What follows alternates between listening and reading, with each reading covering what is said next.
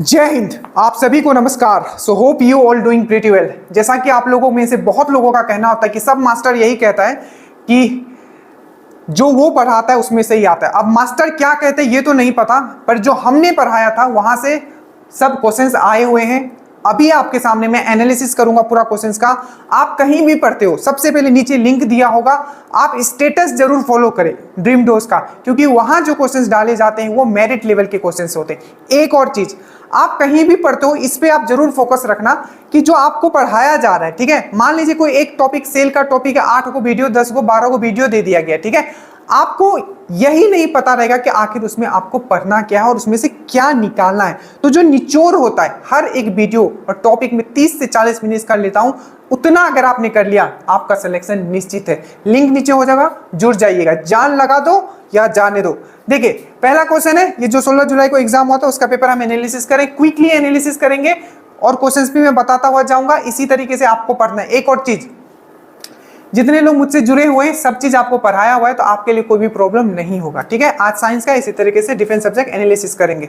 सबसे पहले अगर हम लोग बात करें, पहला था जो the clear sky appears blue. जो हमारा स्काई जो है, ठीक है, स्काई जो है वो ब्लू क्यों दिखता है, तो हमने आपको बहुत ही बेहतरीन तरीके से आपको करवाया था। इसका एक ही रीजन है, वो है आपका परिकिरणन, दैट मींस स्कैटरिंग। स्कैटरिंग क्या होता है, तो बिखरना, किसी चीज को बिखरना। तो जो आपका ब्लू लाइट होता है आपको पता है, ठीक है, यहाँ लिखा हुआ कि blue light gets absorb in the atmosphere. Ultraviolet से कुछ लेना ही देना नहीं है, आप देख लेना, हिंदी में भी लिखा है पैराबिग्निक किरणें, ठीक है। Violet and blue light get scatter more than the light of all other colour. ये बिल्कुल सही है। वायलेट एंड ब्लू जो होता है आपका सबसे ज्यादा स्कैटर होता है, जिसमें कि सबसे ज्यादा जो स्कैटर वो कौन सा होगा, तो वो होगा परिकिरणन। जो सबसे ज्यादा जो दिखा जाएगा वो आपका वायलेट में होगा, बट कुछ ऐसे रीजंस होते हैं, मैं उसको डिटेल में पढ़ाया हूं। सबसे ज्यादा जो आपका ब्लू जो दिखता है वो क्यों दिखता है, सबसे पहला स्काई ब्लू क्यों दिखता है, परिकिरणन के कारण। दूसरा आपको याद रखना है, सी जो है मतलब जो सागर जो है ब्लू क्यों दिखता है, स्कैटरिंग। स्कैटरिंग मतलब परिकिरणन, तो आपका परिकिरणन के कारण। अब जल्दी आइए, इससे कितने क्वेश्चंस बने हैं, मैंने आपको एक एक चीज आपको करवाया है, ठीक है। देखिए सबसे पहले अगर हम लोग स्कैटरिंग परिकिरणन का बात करें तो इससे क्या क्या क्वेश्चंस पूछे जाते हैं। सबसे पहला क्वेश्चन आपका बनता है परिकिरणन में, ठीक है।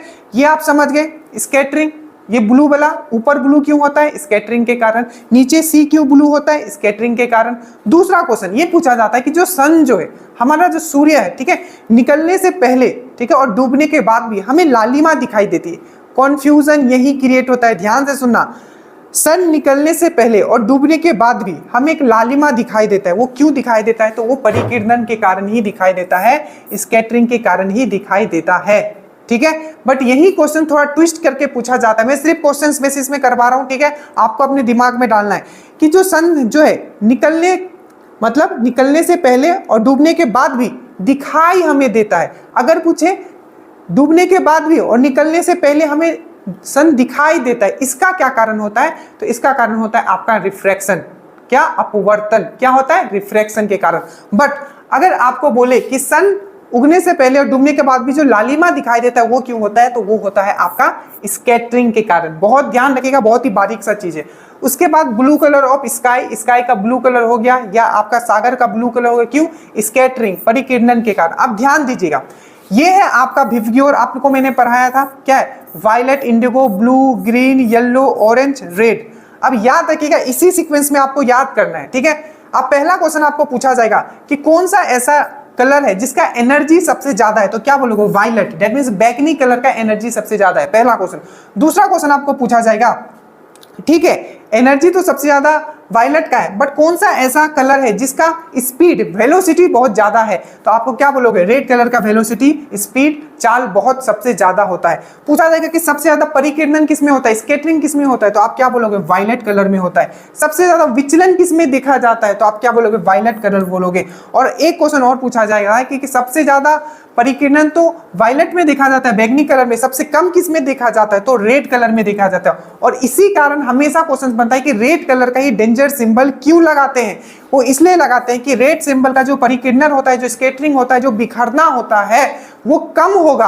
और जब कोई चीज कम बिखरेगा तो दूर से भी आपको दिखता रहेगा। इसका एग्जांपल है लेजर। लेजर लाइट क्या होता है, पिन पॉइंट होता है, वो बिखरता नहीं, इसलिए दूर दूर तक दिखते रहता है। तो ये सब क्वेश्चन याद कर लेना। सबसे ज्यादा एनर्जी वायलेट, सबसे ज्यादा वेलोसिटी रेड, सबसे ज्यादा परिकिरणन स्कैटरिंग वायलेट, सबसे कम स्कैटरिंग रेड। डेंजर सिंबल किस लिए हम रेड का बनाते हैं, क्योंकि इसमें स्कैटरिंग कम होता है। और ये वाला चीजें याद रखिएगा। सबसे ज्यादा वेवलेंथ किसका होता है, तो रेड कलर का होता है। सबसे ज्यादा वेवलेंथ है, ज्यादा है, इसलिए इसका सबसे कम एनर्जी है। और सबसे ज्यादा इसका वेवलेंथ है और सबसे कम वेवलेंथ किसका है, तो वायलेट का है। ये सब आपके ऐप पे अपलोडेड है, आप प्लीज जाके देख लीजिएगा, कुछ भी बाहर नहीं जाएगा।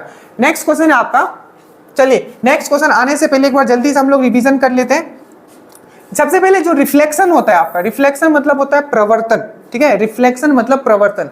तो रिफ्लेक्शन से क्या क्या क्वेश्चंस बनता है। पहला क्वेश्चन जो पूछा गया है, कोई नहीं कर पाएगा ऐसा, मैं फिर से बता रहा हूं, क्योंकि इसमें बहुत मेहनत लगती है, ठीक है। 24 घंटे हम आपके लिए खड़े रहते हैं, खड़े रहते हैं इन द सेंस ये नहीं कि बोर्ड के सामने, मतलब लगे रहते हैं आपके लिए। देखिए जल्दी से देखिए, सबसे पहले अगर हम लोग रिफ्लेक्शन का बात करें तो क्वेश्चन पूछा जाता है जो आला हम लोग लगाते हैं। सबसे पहले तो ये पता होना चाहिए, आला जो लगाता है डॉक्टर उसको क्या बोलते हैं इंग्लिश में, स्टेथोस्कोप बोलते हैं। तो जो स्टेथोस्कोप है किस फेनोमेना पे काम करता है, किस सिद्धांत पे काम करता है, तो आपको याद रखना है आपका प्रवर्तन, दैट मींस आपका रिफ्लेक्शन पे काम करता है। दूसरा, आप प्रतिध्वनि सुनते होगे, प्रतिध्वनि जोर से चिल्लाते होगे खाली वाले इलाके में तो वापस आपका बात सुनाई जाती है, जिसको हम लोग बोलते हैं इक्को। तो जो इक्को होता है, ठीक है, उसका भी सिद्धांत क्या है, तो आपको याद रखना है रिफ्लेक्शन। और एक और क्वेश्चन पूछा जाता है, अगर आपको इक्को सुनना है तो आप कितनी दूर आप ऑब्जेक्ट से खड़े हो गए, ठीक है, कितनी दूर आप ऑब्जेक्ट से खड़े हो गए ताकि आप प्रतिध्वनि सुन पाओ, तो आपको याद रखना है 16.5 या 17 मीटर आपको वहां दिया रहेगा। नेक्स्ट क्वेश्चन आपको पूछा जाएगा कि प्रतिध्वनि जो होता है हमारे मस्तिष्क में कितने देर तक उसका साउंड रहता है, तो 1/10 सेकेंड तक रहता है, याद रखिएगा। ये चीज समझ में आया। तो जो रिफ्लेक्शन पे स्टेथोस्कोप काम करता है, प्रतिध्वनि दैट मींस इक्को काम करता है, और एक बहुत बेहतरीन, सब लोग गलती किए थे इसमें, पेरिस्कोप। पेरिस्कोप अगर नहीं पता है तो टाइप मार के देखिएगा, पेरिस्कोप, PERISCOPE, ठीक है। तो पेरिस्कोप क्या होता है, पनडुब्बी जो होता है पानी के नीचे होता है, उसके ऊपर देखने के लिए इस तरीके से लगा होता है। तो पेरिस्कोप भी जो काम करता है वो रिफ्लेक्शन पे काम करता है, ठीक है। तो ये था आपका रिफ्लेक्शन, ये था आपका प्रवर्तन। अब हम लोग पढ़ते हैं अपवर्तन, दैट मींस आपका रिफ्रैक्शन पढ़ते हैं। रिफ्रैक्शन, रिफ्रैक्शन मैंने आपको डिटेल में पढ़ाया है, प्लीज आप जाके देखिएगा। अपवर्तन देखिए, अब देखिए इसमें क्या क्या होता है। देखिए जो आपका रिफ्रैक्शन है, ठीक है, अपवर्तन, इसमें क्या क्या, सबसे पहला जो ट्विंकलिंग ऑफ स्टार होता है, तारों का जो चमकना है वो क्यों होता है, तो आपको याद रखना है आपका रिफ्रैक्शन के कारण, ठीक है। दूसरा, फिश जो होता है, मछली जो होता है पानी में, ठीक है, आपको लगेगा, ठीक है, कि ये ऊपर है बट वो होता नीचे है, ये किस कारण होता है, तो आपका रिफ्रैक्शन के कारण।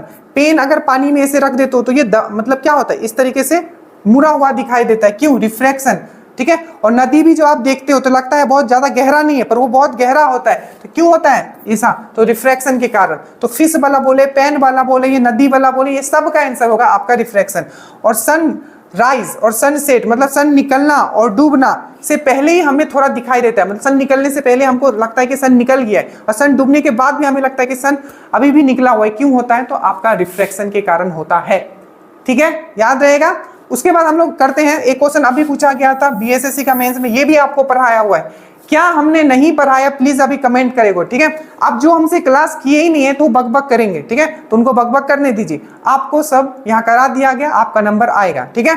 अब देखिए हमने आपको कराया था क्या, आपको विवर्तन के बारे में, हमने आपको विवर्तन, जब स्पीड एनालिसिस हम आपको करवा रहे थे तो क्या होता है कि जब भी कोई मतलब ये आपका मतलब ये कोई पॉइंट है, ठीक है, इससे अगर लाइट गुजरता है तो ये क्या हो जाता है, इस तरीके से डिफ्लेक्ट हो जाता है, मतलब इस तरीके से तिरछा मुड़ जाता है। इसका कारण क्या है, तो ये है आपका डिफ्लेक्शन, जिसको हम लोग बोलते हैं आपका विवर्तन, ठीक है। इसका एक और हमने आपको एग्जांपल बताया था, आपको याद है एक चीज हमने बताया, जो सीडी जो होता है, सीडी में जो चमक होता है वो क्यों होता है, डिफ्रैक्शन के कारण होता है, ठीक है। और ये वाला जो बेंडिंग हो जाता है ये भी आपका डिफ्रैक्शन होता है, ठीक है। उसके बाद हम लोग आते हैं इंटरफेरेंस से, जो बीपीएससी में कुछ क्वेश्चन पूछे गए हैं, ठीक है। इंटरफेरेंस मतलब होता है व्यतिकरण, ठीक है, और डिफ्रैक्शन मतलब होता है विवर्तन। देखो तो जो आपका जो सोप होता है, सोप का जो बबल होता है वो कलरफुल हमें दिखाई देता है, क्यों दिखाई देता है, तो इंटरफेरेंस के कारण, ठीक है, व्यतिकरण के कारण। और याद रखिएगा जो पानी होता है, पानी पर हम लोग ऑयल छींट देते हैं तो हमें कलरफुल दिखाई देता है, क्यों दिखाई देता है, तो हमें वो भी इंटरफेरेंस व्यतिकरण के कारण, ठीक है। तो ये 2 पॉइंट याद रखोगे। और एक लेटेस्ट क्वेश्चन बता देता हूं जो अभी एग्जाम में आया हुआ है, ठीक है। जो कांच जब काट देते हो ना तो देखते हो कि कांच का जो कटा हुआ वाला जो पार्ट होता है वो एकदम उजला दिखता है, वो क्यों दिखता है, तो टोटल इंटरनल रिफ्लेक्शन के कारण, ठीक है, पूर्ण आंतरिक कोण के कारण। और आपको टोटल इंटरनल रिफ्लेक्शन के कारण ही हमें मिराज भी दिखता है, मृग तृष्णा जिसको बोलते हो। तो ये सब क्वेश्चंस आपको याद रखना है, सब चीज आपको डिटेल में भी पढ़ाया हुआ है, कुछ भी बाहर नहीं आया और ना ही आपका आएगा, ठीक है।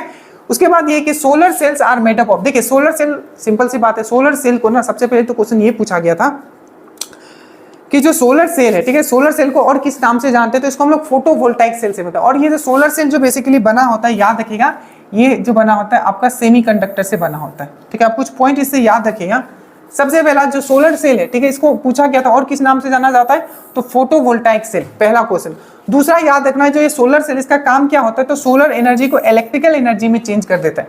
वहीं जो आपका प्रकाश संश्लेषण होता है वो क्या करता है, ये भी क्वेश्चन पूछा गया है, तो आपका सोलर एनर्जी को केमिकल एनर्जी में चेंज कर देता है। ये चीज आपको याद रखना है, ठीक है, रासायनिक ऊर्जा में चेंज कर देता है। वही आपको याद रखना है कि सिलिकॉन और जो जर्मेनियम जो है क्या है, एक मोस्ट इंपॉर्टेंट आपका सेमीकंडक्टर है। और एक क्वेश्चन जो सबसे मोस्ट इंपॉर्टेंट है, सेमीकंडक्टर जो है, अर्धचालक जो है आपका, ठीक है, ये क्या होता है, आपका नेगेटिव टेम्परेचर कोफिशिएंट। इसको मैं समझाता हूं, ठीक है, हिंदी में। देखिए जो आपका कंडक्टर होता है, ठीक है, जो कंडक्टर होता है, जो धातु होता है, ठीक है, उसमें क्या होता है, अगर आप इलेक्ट्रिसिटी दोगे, ठीक है, तो उसका जो रेजिस्टेंट होता है, जो प्रतिरोध होता है कंडक्टर का, इंक्रीज होता है। बट हमेशा याद रखिएगा, जब भी हम लोग सेमीकंडक्टर का बात करते हैं, अगर इसमें टेम्परेचर हम देंगे तो इसका कंडक्टिविटी इंक्रीज होगा। मतलब सेमीकंडक्टर में टेम्परेचर बढ़ाएंगे तो उसका कंडक्टिविटी इंक्रीज होगा। बट वही अगर मेटल और धातु, अगर उसमें अगर हम लोग करंट पास करवा रहे हैं, ठीक है, और अब उसमें हम और उसको गर्म कर दे तो क्या हो जाएगा, उसका कंडक्टिविटी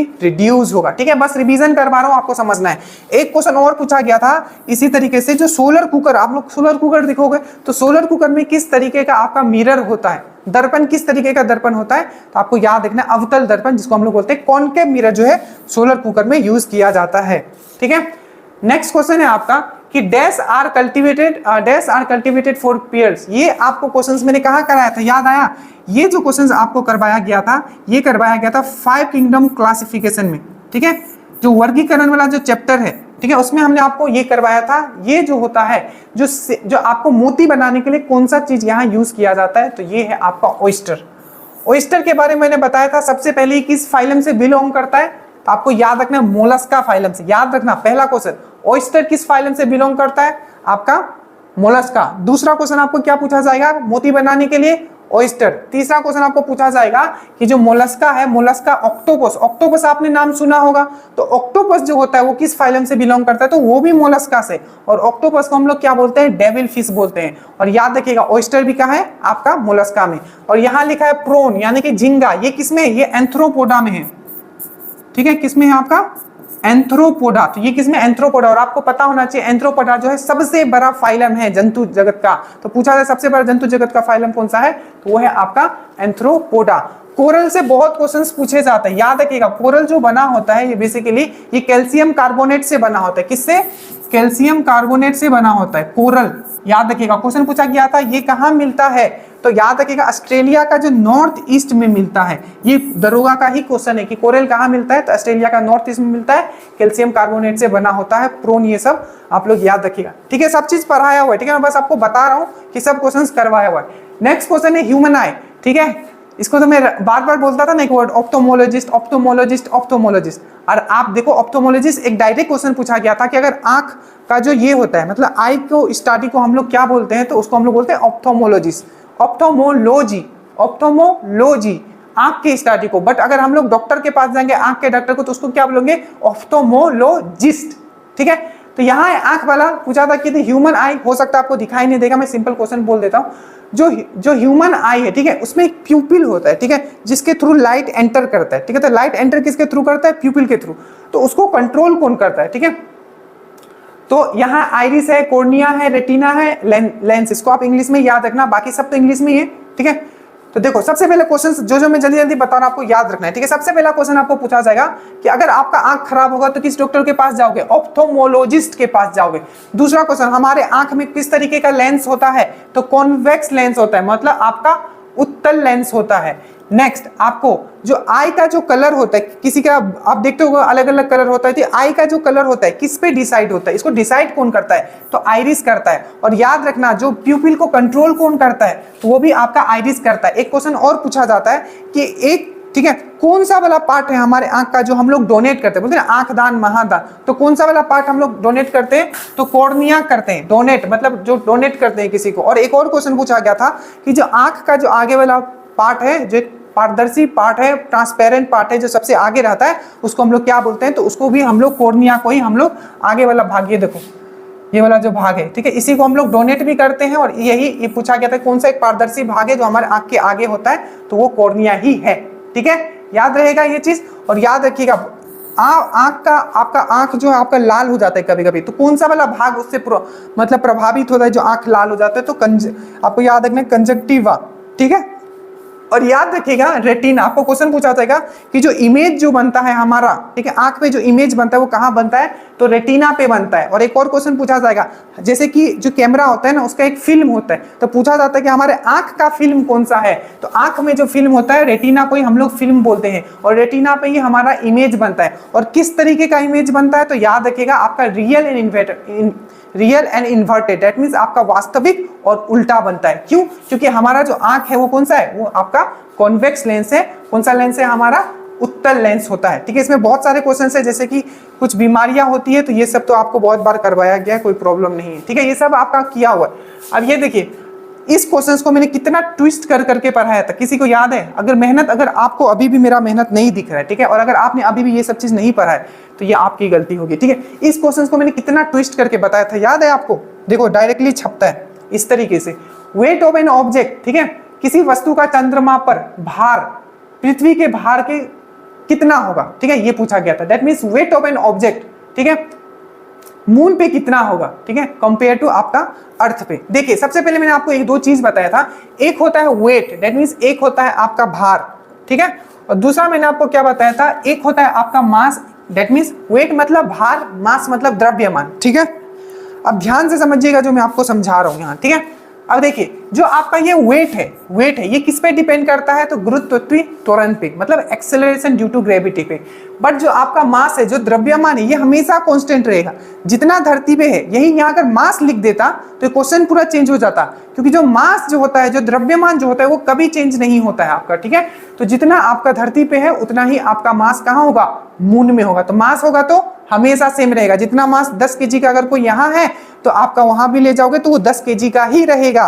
बट अगर कोई यहाँ 10 न्यूटन का है, क्यों मैं न्यूटन यूज कर रहा हूं, क्योंकि जो भार जो होता है वो न्यूटन में लिखा जाता है। जैसे कि भार का फॉर्मूला m इंटू जी, याद रखिएगा m इंटू जी। m क्या है यहाँ, आपका मास है, और g क्या है यहाँ, आपका एक्सेलरेशन ड्यू टू ग्रेविटी है। तो आपको पता है जो यहाँ गुरुत्वाकर्षण है, ठीक है, अगर यहाँ 6 है, ठीक है, तो मून पे कितना होगा, इसका 1/6 हो जाता है, मतलब 1 होगा, क्योंकि 1/6 भाग होता है, ठीक है। वहां यहाँ 6 है तो वहां 6 का 1/6 भाग हो जाएगा। तो याद रखिएगा जो चीज मैंने आपको समझाया है, केजी कभी चेंज नहीं होगा, पर न्यूटन आपका चेंज होगा।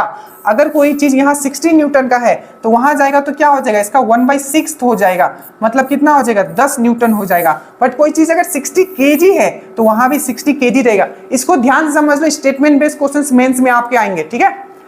अब सेम चीज मैंने एक चीज और आपको समझाया था कि एक्सेलरेशन ड्यू टू ग्रेविटी, जिसमें जो जी जो है, स्मॉल जी जो है, इसका फॉर्मूला क्या होता है, G equal to capital G. Capital G क्या था, ये सेम क्वेश्चन सब के सब आपके वीडियो से छपे।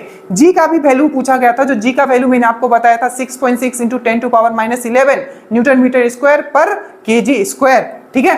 तो ये जी का जो वैल्यू आपको निकालने मैंने आपको बताया था, तो ये हो गया एक्सेलरेशन, ये आपका कैपिटल जी हो गया, यूनिवर्सल ग्रेविटेशनल कांस्टेंट, ये मास हो गया आपका, और ये हो गया रेडियस ऑफ अर्थ, ठीक है।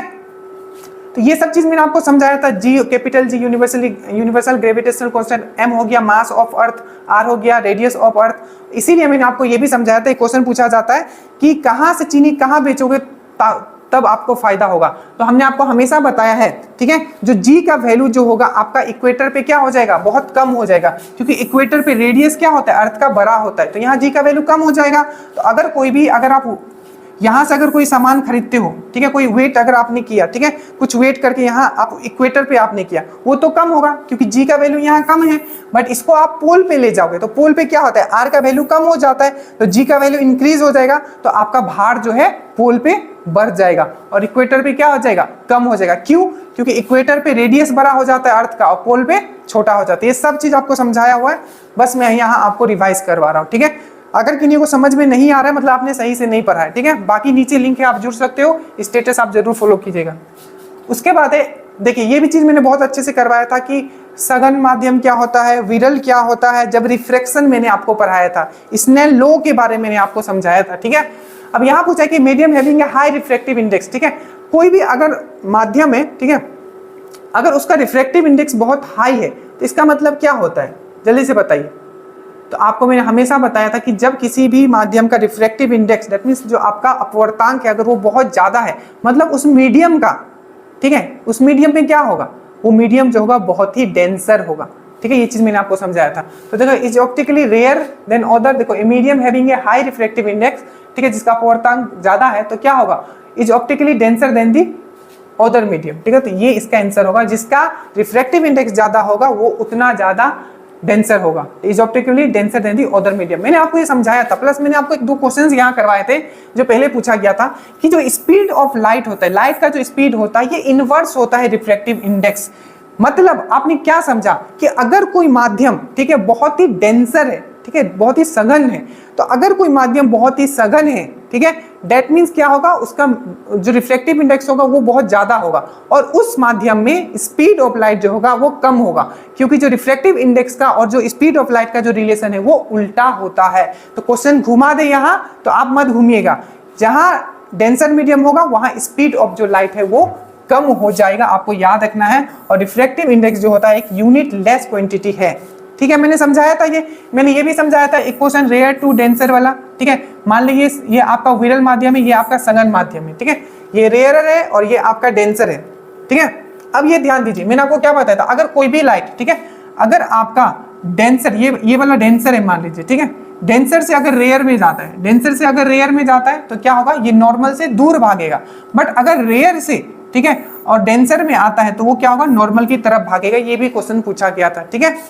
चलिए, तो ये भी हो गया आपका। उसके बाद which of the following is used for writing a glass, ये भी मैंने स्पीडी में करवाया था आपको, ठीक है।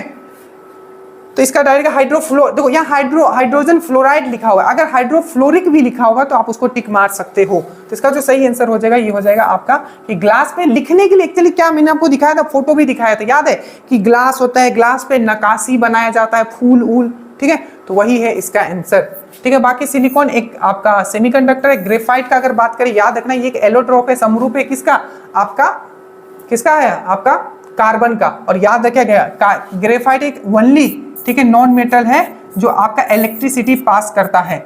बाकी ग्रेफाइट से आपको ये भी याद रखना, जो पेंसिल का जो लीड होता है वो आपका ग्रेफाइट से बना होता है। बाकी इसका यूज न्यूक्लियर रिएक्टर में भी किया जाता है, ठीक है।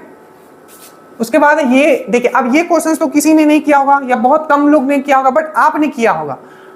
हमने आपको जब भी बॉटनी पढ़ाया था तो दो तीन टॉपिक आपको दिमाग में रखना है। सबसे पहले मैंने आपको क्या बताया था, true fruit and false fruit, मतलब जो फ्रूट कौन सा सच्चा वाला फ्रूट है, कौन सा सच्चा वाला फ्रूट नहीं, पहला पॉइंट। दूसरा पॉइंट मैंने आपको बताया था कि थैलोफाइटा, ब्रोयोफाइटा, पेट्रियोडियोफाइटा, इसके एग्जांपल आपको पढ़ के जाना। लाइववुड्स हो गया, पूछ लिया जाता है किसमें, फर्न हो गया, ये पूछ लिया जाता है। तीसरा मैंने आपको बताया था कि यूनिसेक्सुअल और बाइसेक्सुअल देख के जाना कि फ्लावर कौन सा होता है, फ्लावर मतलब कौन सा प्लांट होता है। तो यहाँ देखिए आपको लिखा हुआ है, जैसे कि आपका हिबिस्कस हो गया, ठीक है, जिसको गुड़हल बोला जाता है, रोज हो गया, लिली हो गया, टुलिप हो गया, मस्टर्ड हो गया, टोमेटो, ये सब आपके नोट्स में भी लिखा हुआ है, ठीक है, तो जो आपको पढ़ के जाना था, ठीक है। तो इसका तो सिंपल हो जाएगा, ये हो जाएगा आपका, देखो वाटरमेलन नहीं होगा, पपैया नहीं होगा, हिबिस्कस एंड आपका मस्टर्ड हो जाएगा, ए इसका आंसर हो जाएगा, ठीक है। उसके बाद बॉइलिंग पॉइंट पे वाटर, ठीक है, इन सेल्सियस, ये बहुत ही इजी क्वेश्चंस बना दिया उन्होंने, ठीक है, इसको हार्ड बनाया जा सकता था। इसको मैंने हीट में बहुत ही डिटेल में मैंने आपको पढ़ाया था, अगर आपको याद हो, जो हीट वाला जो चैप्टर था उसे मैंने बहुत ही डिटेल में पढ़ाया था आपको। देखिए यहाँ पूछा है कि जो बॉइलिंग पॉइंट मतलब क्वथनांक बिंदु जो होता है पानी का वो कितना होता है, ठीक है। तो आप ध्यान से देख लीजिए, देखिए अगर बॉइलिंग पॉइंट का अगर हम लोग बात करें तो अगर डिग्री सेल्सियस में बात किया जाए तो 100 डिग्री सेल्सियस, अगर फ़ारेनहाइट में बात किया जाए तो 212 फ़ारेनहाइट, और अगर आपका केल्विन में बात किया जाए तो 373.15 केल्विन। अब ये फॉर्मूला जरूर आप लिख के रख लेना कि सेल्सियस से फ़ारेनहाइट कैसे कन्वर्ट होता है, F-32/9 C/5, इसको आपको अच्छे से लिख लेना है, ठीक है।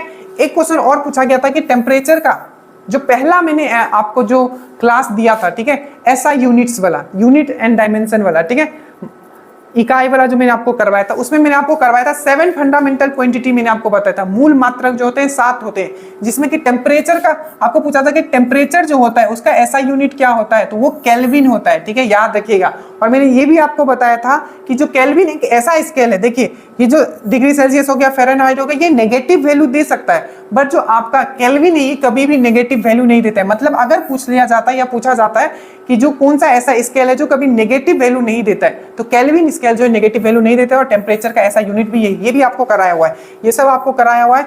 और मैंने आपको ये भी करवाया था कि ये क्वेश्चंस को हार्ड भी, जैसे कि आपको बीपीएससी में क्वेश्चन पूछ लिया था कि जो प्रेशर कुकर है उसमें आपका खाना जल्दी क्यों पक जाता है, क्यों? क्योंकि हाई प्रेशर, हाई दाब भी ज्यादा हो जाता है और उसमें टेम्परेचर भी ज्यादा हो जाता है।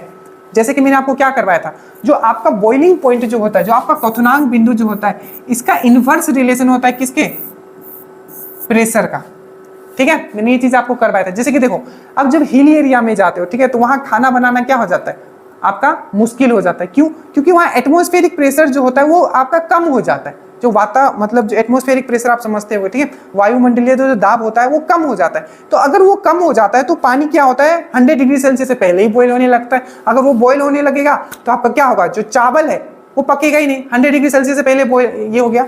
तो ये चीज भी कंसेप्ट मैंने आपको समझाया था। ठीक है, उसके बाद ये आपको शायद नहीं दिख रहा होगा, इसमें पूछा गया था कि जी का जो वैल्यू होता है, कैपिटल जी का जो वैल्यू होता है वो कितना होता है। ये सब मैंने शॉर्ट वीडियो में पूरा का पूरा, स्मॉल जी, कैपिटल जी, आपका प्रेशर, ठीक है, और आएगा भी मेंस में देख रहा हूँ कहाँ से क्वेश्चन सब छपेंगे आपके। तो मैंने आपको करवाया था कि जी का जो वैल्यू होता है, ठीक है, वो क्या होता है? 6.67 10⁻11 न्यूटन मीटर स्क्वायर पर केजी स्क्वायर। तो इसका यूनिट भी आपको याद रखना है। ठीक है, ये चीज याद रखना, न्यूटन मीटर स्क्वायर पर केजी स्क्वायर। अब ये कैसे आया था, मैंने आपको ये भी समझाया था कि दुनिया में यूनिवर्सल लॉ ऑफ ग्रेविटेशन का मैंने बात किया था। यूनिवर्सल लॉ ऑफ ग्रेविटेशन क्या बोलता है? गुरुत्वाकर्षण का जो ये नियम है क्या बोलता है कि हर एक बॉडी दूसरे बॉडी को अट्रैक्ट करती है। और वो फॉर्मूला क्या है? याद रखना, F इक्वल टू जी तो ये कांस्टेंट हो गया, m1 इंटू m2 मतलब एक बॉडी और ये दूसरा बॉडी, और नीचे r स्क्वायर मतलब इन दोनों का। मैंने क्या बोला, क्या बोलता है? दो बॉडी, दुनिया में हर एक बॉडी दूसरे बॉडी को अट्रैक्ट करता है। तो एक बॉडी हो गया, दूसरा बॉडी ये हो गया, दोनों के बीच में जो डिस्टेंस है वो r हो गया। ठीक है, उससे आपको ये फॉर्मूला मिल जाएगा और इस फॉर्मूला से आप जी का वैल्यू निकाल लोगे। ठीक है, ये सब चीज आपको करवाया गया है। और ये स्मॉल जी के बारे में भी मैंने बताया था, गुरुत्वाकर्षण त्वरण। ठीक है, इससे क्वेश्चन याद रखना पूछा जाता है कि जी का जो वैल्यू है, ठीक है, वो जीरो कहाँ होगा? तो सेंटर ऑफ द अर्थ जो है वहां आपका इसका वैल्यू जीरो होता है। ये सब क्वेश्चंस आपको करवाए गए थे, जिसमें यहाँ आपको एक बार इसका एनालिसिस मैंने कर दिया। ठीक है, आशा करता हूँ आपको अच्छा लगा होगा। कंटिन्यूअस इस टाइप के वीडियोस अब आएंगे, क्योंकि मुझे पता है, ठीक है, आप पढ़ो ना पढ़ो, सिलेक्शन अगर करा लेना है आपको पढ़ना तो ऐसे ही होगा। So thank you so much. Please अपना कमेंट आप जरूर छोड़ें, और जितने लोग आप मुझे पहली बार देख रहे हो, अगर बनना है दरोगा तो इस चैनल को आप सब्सक्राइब जरूर करें। जय हिंद।